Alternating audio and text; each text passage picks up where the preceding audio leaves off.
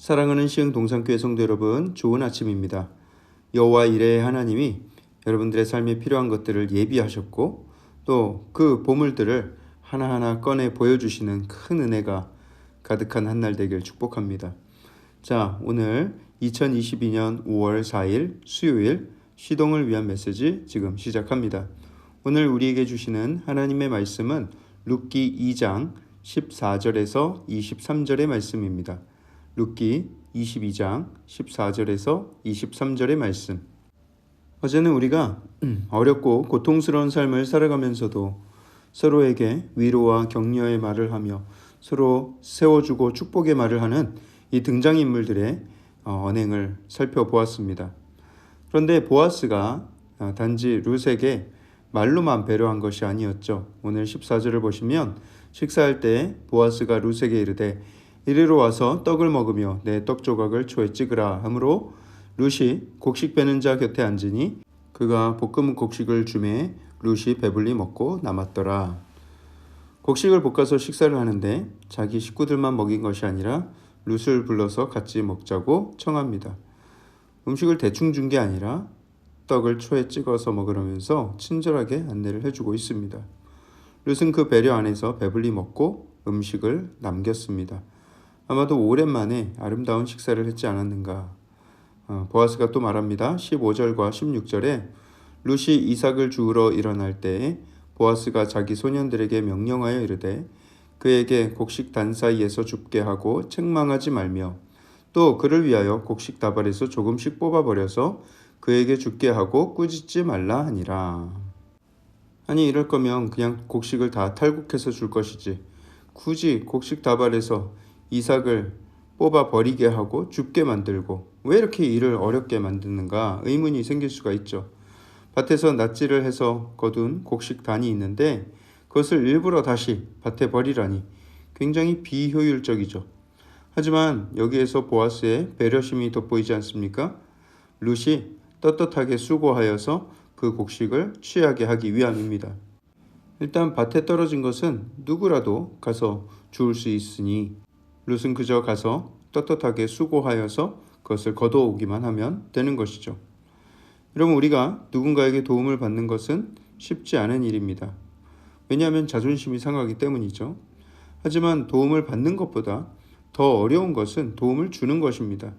상대의 자존심을 상하지 않도록 돕는 것, 이것은 쉽지 않기 때문이에요. 우리가 보통 유대인들을 돈밖에 모르는 수전노로 바라보기도 하지만 사실 유대인들만큼 구제하는 일에 적극적이고 활발한 민족도 없습니다. 남을 돕는 것이 생활화된 민족이 바로 유대인들인데 그들은 도움이 필요한 사람의 자존심을 상하게 하지 않으면서 효과적으로 돕는 것에 대해서 많은 연구와 고민을 해왔습니다.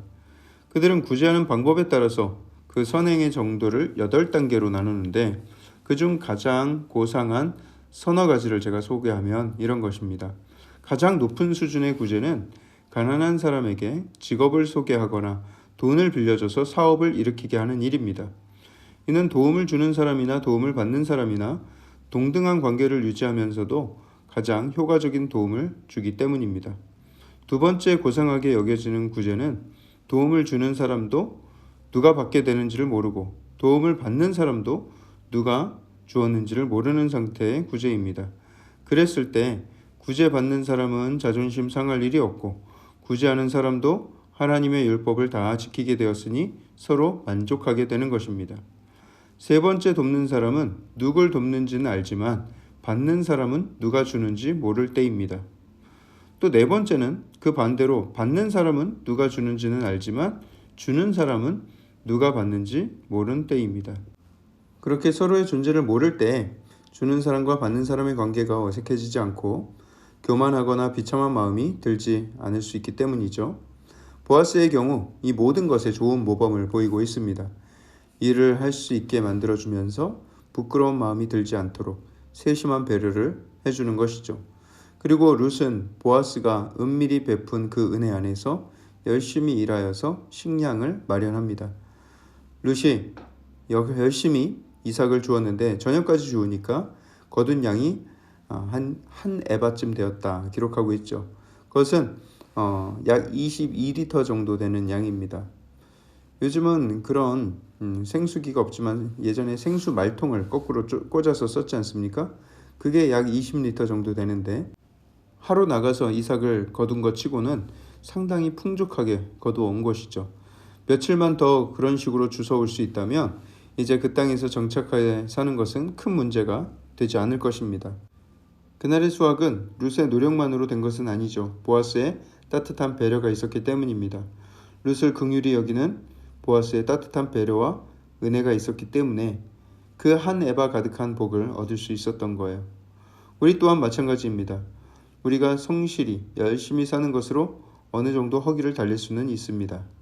하지만 한 에바는 어림 택도 없습니다. 우리는 구원자의 손길이 필요해요.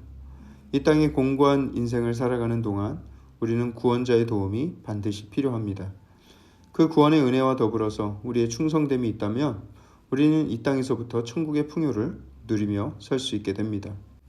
이것은 단지 우리의 육신의 배를 채우고 돈을 벌어서 부유한 삶을 사는 것만을 말하는 것은 아닙니다. 우리의 영이 기쁨을 누리고 그 안에서 화평과 평안까지 누리게 되는 것을 말하고 있는 거예요. 오늘 본문에서 룻이 얻은 그 수확은 단지 곡식 한 에바의 가치만이 아닙니다. 그 안에는 미래의 희망이 담겨져 있고 안전이 보장되어 있고 또 마음의 두려움과 걱정, 근심으로부터 자유할 수 있는 것을 의미합니다. 20절에 나오는 은혜라는 단어, 그 단어는 히브리어로 헤세드라는 단어입니다. 우리말에서 이 단어를 표현할 수 있을 만한 단어가 하나도 없기 때문에 우리말 성경에서는 이 단어가 나올 때마다 은혜, 자비, 사랑, 긍휼, 인애, 친절, 호의 이런 식으로 다 다르게 번역이 되어 있습니다. 하지만 방금 말씀드린 그 모든 개념을 다 포함한 단어가 바로 이 헤세드라는 단어입니다. 하나님의 친절한 구원의 사랑, 구원의 은혜를 뜻하는 말이죠. 이제 그 신실한 헤세드가 자신과 룻에게 미치기 시작했음을 직감적으로 눈치챈 듯해요.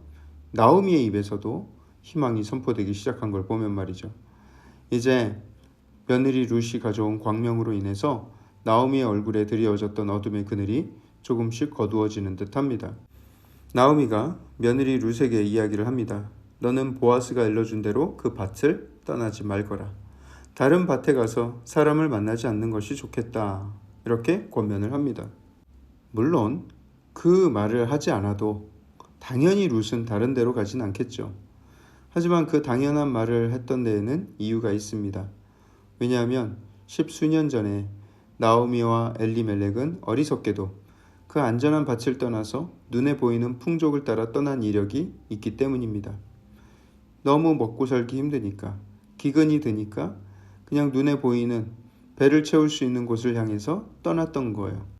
겉으로는 풍요로워 보이지만 그 안에는 평안이 없는 곳, 예배도 없고 하나님의 은혜도 부어지지 않는 곳, 우상 숭배의 땅으로 떠났던 것을 이제는 후회하고 있는 것입니다. 이제는 이 며느리만큼은 자신과 같은 죄의 패턴을 반복하지 않길 바라고 있습니다. 하나님이 축복하시는 땅에 머물러라. 나처럼 다른 데로 가서는 안 된다. 라고 말하고 있는 것이죠. 여러분, 우리는 은혜의 자리를 떠나서는 안 됩니다. 세상을 자꾸만 기웃거려서는 안 되는 거예요. 은혜가 부어지는 곳, 주의 보호하심이 있는 곳에 우리는 거해야 합니다. 그 안에 자유가 있고 풍요가 있고 기쁨과 평안이 있습니다. 풍요로움이라고 해서 다 같은 풍요로움이 아닙니다. 하나님의 은혜가 부어지는, 하나님의 사랑이 있는 풍요만이 진정한 풍요라고 할 수가 있는 것이죠. 예수님께서 우리의 보아스가 되셔서 우리의 구원자가 되어서 우리를 은혜로 돌보시고 넘치는 사랑을 우리에게 허락하여 주십니다.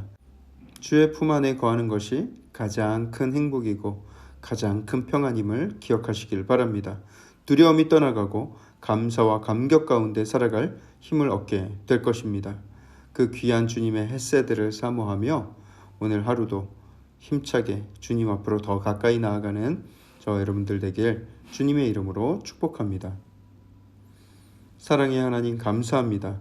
우리에게 그 귀한 은혜, 귀한 헤세드를 허락하여 주셔서 감사합니다.